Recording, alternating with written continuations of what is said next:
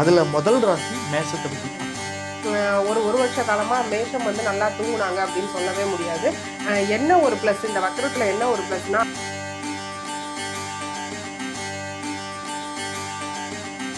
கோவில் போகலாம், என்ன பரிகாரம் பண்ணலாம்? மேஷராசி இப்போ சனி வக்ர பயிற்சிக்காக கோயிலுக்கு போனோம்னா 5ஆம் அதிபதி பஞ்சமாதிபதி பூர்வ புண்ணியாதிபதியா சிவபெருமான் வராருங்க.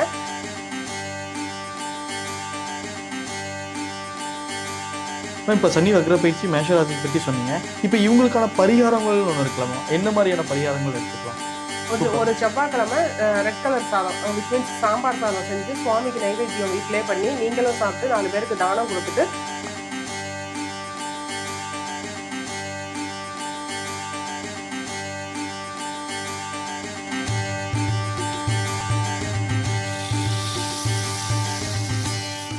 ஃபோக்கஸ் டிவி நேயர்கள் அனைவருக்கும் வணக்கம். நான் உங்க ஜித்து. இன்னைக்கு நம்ம கூட இருக்கக்கூடிய ஸ்பெஷல் கெஸ்ட் பாரம்பரிய ஜோதிடர் சூரிய தேவராஜன் மேம் தான் இருக்காங்க. வணக்கம்மா.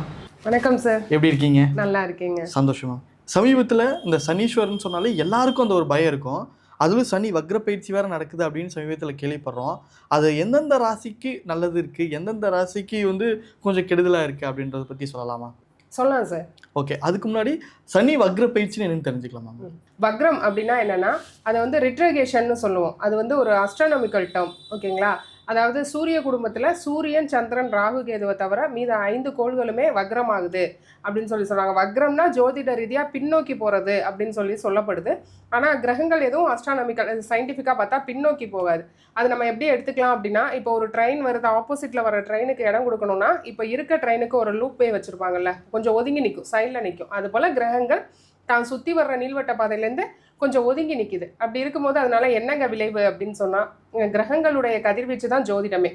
கிரகங்களுடைய கதிர்வீச்சு. இப்போ சனி பகவான் அவருக்குன்னு ஒதுக்கப்பட்ட நீள்வட்ட பாதையில் சுற்றிட்டு இருக்காரு அப்படின்ற பொழுது அவர் கொஞ்சம் ஒதுங்கி நிற்கிறாரு அப்படின்னா அவருடைய கதிர்வீச்சு கம்மியாகும் போது யாராருக்கு நன்மை, யாராருக்கு தீமை? 12 ராசிகளுக்கும் நன்மையும் இருக்குது, 12 ராசிகளுக்கும் தீமையும் இருக்குது. பொதுவாகவே சனி பயிற்சி அப்படின்னா தீமையும் உண்டு, நன்மையும் உண்டு. ஓகேங்களா? எல்லாமே கலந்ததாக 50-50 தான் இருக்கும்.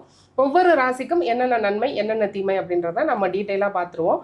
இந்த சனி வக்ர பயிற்சி எப்போ அப்படின்னா ஜூலை 27லேருந்து டிசம்பர் 11 வரை டோட்டலாக ஒரு 138 நாள் 138 டேஸ் சனி வக்ரகதிக்கு போகிறாருங்க. அதுக்கப்புறம் வக்ர நிவர்த்தி அப்படின்னு சொல்லி மறுபடியும் சேம் அதே பாதையில் நேர்கோட்டில் போயிட்டுருப்பாரு. வேறு ஒன்றும் இல்லை. இப்போ மீனத்தில் ஒரு டிகிரியில் இருக்கவர் ஒரு 10 டிகிரி பின்ன போயிருந்து அவருடைய கதிர்வீச்சு விழ போகுது. அப்படி இருக்கும்போது கொஞ்சம் அந்த கதிர்வீச்சு கம்மியாகுது, இல்லை அதிகமாகுது. ஒரு சில ராசிகளுக்கு ரொம்ப க்ளோஸ்அப்பில் போயிடுவார். இப்போ கும்பத்துக்கு க்ளோஸ்அப்பில் வந்துடுவார். மீனத்துக்கு கொஞ்சம் தாக்கம் அதிகமாக இருக்கும்.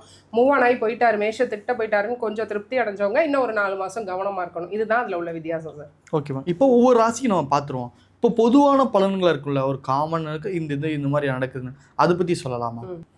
இப்போ பொது பலன், அதாவது உலகளாவிய விஷயங்களில் பொது பலன் அப்படின்னு கேட்குறீங்க. பொது பலன் அப்படின்னா என்ன? உலகத்தில் என்னென்ன நடக்க போகுது இந்த 4 மாதம் 5 மாதம் அப்படின்னா, கடல் சார்ந்த வர்த்தகங்கள் இம்போர்ட் எக்ஸ்போர்ட்லலாம் ஒரு தடை தாமதம் ஏற்கனவே எல்லா கண்ட்ரிஸும் ஃபேஸ் பண்ணிட்டு இருப்பாங்க. அதில் இந்த 5 மாதத்துக்குள்ளே ஒரு ரிலாக்ஸேஷன் கிடச்சிரும்.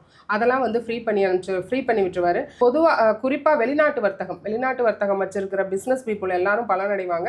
வெளிநாட்டு வேலைக்காக முயற்சி பண்ணுறவங்க ஆல்மோஸ்ட் அது 12 ராசிகள்லையும் ரொம்ப எனக்கு போக முடியாமல் தடையாக இருந்ததுங்க, 1 வருஷம் 1.5 வருஷ காலம் தடையாக இருந்தது அப்படின்றவங்களாம் இப்போ இந்த காலகட்டத்தை பயன்படுத்தி போய்க்கலாம் சார். ஜாப் ஆப்பர்ச்சுனிட்டிஸ் நல்லா இருக்கும். ரொம்ப ஒரு ரக்கடான ஒரு சிச்சுவேஷனில் இருந்த உலகமே ஓரளவு சாந்தி தான் அடையும். இந்த வக்ரத்தால் ஒன்றும் யாருக்கும் பெரிய இப்போ நேச்சர் டிசாஸ்டர் வரப்போகுது, பெரிய அதெல்லாம் எதுவும் பயந்துக்க வேணாம் சார், சரியாயிடும். அதுவும் டிசம்பருக்கு அப்புறம் ராகு கேது பயிற்சிக்கு அப்புறம் அது இன்னமுமே கிளியர் ஆகி போயிடும். இது ரெண்டும் மெர்ஜ் ஆகி வருது. இப்போ சனி ஜூலை 27 டு டிசம்பர் 11 வரை வக்ரகதி அடைகிறாரு. ராகு கேது பயிற்சிகள் அடுத்து இந்த வருட இறுதியில் வருதுங்க, அக்டோபர்லேருந்து. அதுக்கப்புறம் கொஞ்சம் கொஞ்சமாக நம்ம மாற்றத்தை பார்க்கலாம் சார். அமைதி நிலைமைக்கு உலகம் திரும்பும். ஒன்றும் இந்த நேச்சர் டிசாஸ்டர்ஸ் எல்லாம் சரியாக போயிடுங்க. சனி வக்ர பயிற்சினா என்ன, அதோட பொது பலன்களை பற்றி நீங்கள் சொன்னீங்க. இந்த வீடியோவில் ஒவ்வொரு ராசியை பற்றி பார்க்கலாமா மேம்?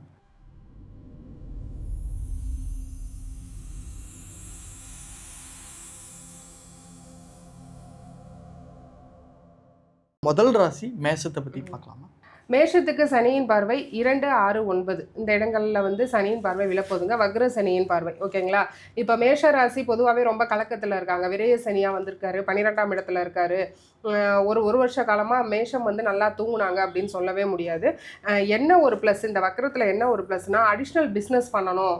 பிரான்ச் வந்து நான் அடிஷ்னலாக ஓப்பன் பண்ணுறதுக்காக ரொம்ப ட்ரை பண்ணிகிட்ருக்கேன், எனக்கு கிடைக்கல, லோன் ப்ராசஸ் ஆகலை. இன்னொன்று, அதிக வட்டியில் வந்து லோன் வந்து எனக்கு சேங்ஷன் பண்ணுறேன்றாங்க, குறைஞ்ச வட்டியில் தரமாட்டுறாங்க, அதுக்காக அழிஞ்சிட்ருக்கேன்னு சொல்கிறவங்களுக்கு ஷூராக கிடைக்கும். அண்ட் தென் விருத்தி, இப்போ 12னா அடிஷ்னல்னு சொல்லுவோம். அடிஷ்னல் அப்படின்னா எல்லாத்துலேயுமே நமக்கு அடிஷ்னல் அப்படிங்கும்போது, இப்போ திருமணம் ஆகாதவங்களுக்கு திருமணம் நடக்கும். திருமணம் தடைப்பட்டுட்டே இருந்திருக்கும். சனி எப்போ உங்களுக்கு விரயஸ்தானத்தில் இருந்தாலும் ஒரு சிலருக்கு திருமணம் உண்டு. அதாவது விரய சனி திருமணத்தை பண்ணி வைப்பாருங்க, அது எக்ஸ்ட்ரா விரயமாகும். இந்த 4-5 மாதம் இந்த 138 நாளை வந்து பயன்படுத்திட்டு மேரேஜ் பண்ணிங்க அப்படின்னா கரெக்டாக பட்ஜெட், நீங்கள் எவ்வளோ பட்ஜெட் வச்சுருக்கீங்களோ அந்த பட்ஜெட்டுக்குள்ளே மேரேஜ் முடிஞ்சிடும் சார். 2ஆம் இடத்தை பார்க்குறாரு. இரண்டாம் இடம்னா தனம், குடும்பம், வாக்குன்னு சொல்லுவோம். வாயால் கெட்ட மேஷராசி கடந்த ஒரு வருஷமாக அதிகம் கோவம். சும்மாவே மேஷத்துக்கு கோவம். இதில் ரொம்ப வந்து டெம்ட் ஆகி அதிகமான பிரச்சனைகளை சந்திச்சிட்டாங்க. இனி வந்து இந்த வக்ர பயிற்சியில் அதெல்லாம் ரெக்கவர் ஆகி கொஞ்சம் ரியலைஸ் பண்ணுவாங்க, நம்ம பண்ணது தப்பு அப்படிங்கிற ஒரு ரியலைசேஷன் வந்துடும். அடுத்து 6ஆம் இடம். 6ங்கிறது வேலை. அதாவது 100 பேரை வச்சு வேலை வாங்குறதும் 6 தான், 100 பேருக்கு வேலை கொடுக்குறதும் 6 தாங்க. அப்போ வேலையில் இருந்த பிரச்சனைகள் எல்லாம் கிளியர் ஆகிடும். நிறையா பேர் எனக்கு தொழிலாளிகள் லேபர் இல்லை அப்படின்னு சொல்லி ரொம்ப கஷ்டத்தில் இருந்தவங்களுக்கு இந்த வக்ர பயிற்சி கரெக்டான லேபர்ஸை கொண்டு வந்து சேர்த்துரும். மேலதிகாரிகள் ப்ரெஷரில் இருந்தவங்களுக்கும் கிடச்சி போயிடும். 9 அப்படிங்கும்போது தந்தையின் உடல் நலத்தில் கவனம். ஏற்கனவே தந்தையின் உடல் நலம் சரியில்லைன்றவங்க இப்போது எடுக்கிற மருந்து ஒத்துக்கும். இந்த 138 நாள் வந்து உங்களுக்கு ரெக்கவரி பண்ணி கொடுத்துரும். அப்பாவால் உங்களுக்கு என்னென்ன ப்ராஃபிட் வேணுமோ எல்லாத்தையும் இப்போ நீங்கள் அச்சீவ் பண்ணிக்கலாம். அப்பாவோட ஒரு ப்ராப்பர்ட்டி வரலங்க, இல்லை அப்பாவோட கிளாஷஸ் ஆகிடுச்சு, ஒரே சண்டை பிரச்சனையாகவே இருக்குன்றவங்க இப்போ அப்பா கிட்ட பேசுனீங்க அப்படின்னா அவங்களும் வந்து உங்களோட மியூச்சுவல் அண்டர்ஸ்டாண்டிங்கில் வந்துடுவாங்க. நல்லாயிருக்கும் சார். இப்போ சனி வக்ர பயிற்சி மேஷராசிக்கு பற்றி சொன்னீங்க. இப்போ இவங்களுக்கான பரிகாரங்கள்னு ஒன்று இருக்கலாமா? என்ன மாதிரியான பரிகாரங்கள் எடுத்துக்கலாம்? மேஷராசி இப்போ சனி வக்ர பயிற்சிக்காக கோயிலுக்கு போனோம்னா 5ஆம் அதிபதி பஞ்சமாதிபதி பூர்வ புண்ணியாதிபதியாக சிவபெருமான் வராருங்க. சிவபெருமான் ஆலயங்கள் திருவண்ணாமலை நாங்கள் போயிட்டு தாங்க இருக்கோம், கிரிவலத்துக்கு போகிறோம், எங்களுக்கு வந்து கூட்டம் இங்கே தாங்க முடியலை அப்படின்னு சொல்கிறவங்க திருவண்ணாமலை போகலாம். தஞ்சை பெருவுடையார் கோவில் போகலாம். அது வந்து அந்தளவுக்கு ரஷ்அப் கிடையாது. அப்படி இல்லை அப்படின்னா மேஷத்துக்கு முருகப்பெருமான் தான். ஓகேங்களா? முருகர் வழிபாடு, அதுவும் திருச்செந்தூர் சொல்கிறீங்க, பழனி சொல்கிறீங்க, எங்களுக்கு கூட்டம் ஒன்றும் முடியலைன்றாங்க. அதை ஏன் சொல்கிறோன்னா, இப்போ மேஷம்னா செவ்வாயின் ஆதிக்கம் அதிகமாக விழுகிறது, செவ்வாயின் கதிர்வீச்சு அதிகமாக விழுகிறது வந்து பழனி தான். பழனி அண்ட் திருச்செந்தூர். ஸோ அங்கே போனீங்கன்னா உங்களுக்கு பாசிட்டிவிட்டி இருக்குங்கிறதுக்காக தான் அதை சொல்கிறது. முடியாதவங்க பக்கத்தில் இருக்க முருகன் கோயில், சிவன் கோயிலில் வழிபாடுகள் பண்ணலாம். இன்னொன்று, படிக்கிற பசங்களுக்கு ஹெல்ப் பண்ணலாம் சார். வாழ்வியல் பரிகாரம்னா அதுதான். ஒரு செவ்வாய்க்கிழமை ரெட் கலர் சாதம், விச் மீன்ஸ் சாம்பார் சாதம் செஞ்சு சுவாமிக்கு நைவேத்தியம் வீட்டிலே பண்ணி நீங்களும் சாப்பிட்டு 4 பேருக்கு தானம் கொடுத்துட்டு படிக்கிற பசங்களுக்கு ஸ்கேல் பென்சில், நோட் புக்ஸ் அது மாதிரி வாங்கி தரது ஒரு நல்ல வாழ்வியல் பரிகாரம் சார். சனிக்கு நம்ம ஐஸ் வைக்கணும் அப்படின்னா தான தர்மத்தை தவிர வேறு எதுவுமே கிடையாதுங்க. வேறு எதுக்கும் அவர் மயங்க மாட்டார். நம்ம கொடுக்க நம்மளுடைய கர்மா கழிஞ்சிட்டே வரும். என்னைக்கு கொடுக்குறோமோ நம்ம மேடு கட்டி வச்சுட்டு தான் வந்து பிறந்திருக்கோம். கொடுக்க அந்த இதை வந்து கழிச்சிட்டே கணக்கு எழுதிட்டே வரவர் தான் சனி பகவான். ஸோ தான தர்மம் பண்ணுறது ஒரு நல்ல எளிய பரிகாரமுங்க. மேச ராசிக்காரங்களுக்கு சனி வக்ர பயிற்சி பற்றி என்னென்ன செய்யலாம், என்னென்ன செய்யக்கூடாதுன்னு ரொம்ப அழகாக சொன்னீங்க. நன்றி மேடம். நன்றி சார்.